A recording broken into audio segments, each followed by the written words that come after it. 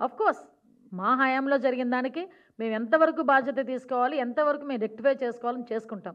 కానీ ఈరోజు కొన్ని లక్షల కోట్ల విద్యార్థుల భవిష్యత్తుని నీ తాలూకా నాయకులు చేస్తున్న డ్రగ్స్ వ్యాపారానికి, గాంజా వ్యాపారానికి బలైపోతా ఉంటే నువ్వు ఏ సమాధానం చెప్తావు? ఆ తల్లిదండ్రులని ఏ సమాధానం చెప్తావు? తల్లిదండ్రులకి ఏం సమాధానం చెప్తావు? ఎంతోమంది భవిష్యత్తులతో ఆడుకుంటున్న మీరు ఈ రోజుకి కూడా ఇలాంటివి ఆపకపోతే ఈ గవర్నమెంట్ ఊరుకోదు. నువ్వు ఊరుకోవచ్చేమో. నువ్వు నీ కార్యకర్త డ్రగ్స్ అమ్మినా నువ్వు ఊరుకుంటావు. చీప్ లిక్కర్ అమ్మినా నువ్వు ఊరుకుంటావు. నీ కార్యకర్తను తీసుకొచ్చి గాంజా వ్యాపారం చేసినా నువ్వు ఊరుకుంటావు.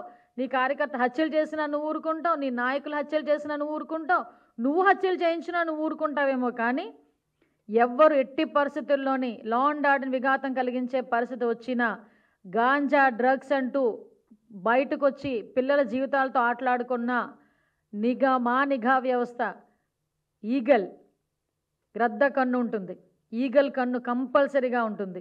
ఆ నిఘా కన్నుతో మీరు కలుగుల్లో దాక్కున్నా కూడా బయటకు తీసుకొచ్చి మిమ్మల్ని శిక్షించి ఈ విద్యార్థుల భవిష్యత్తును కాపాడుకునే బాధ్యత ఈ గవర్నమెంట్ ఎన్డీఏ కూటమి ప్రత్యేకంగా గౌరవ ముఖ్యమంత్రి గారు తీసుకుంటారని మీ అందరికీ కూడా తెలియజేసుకుంటూ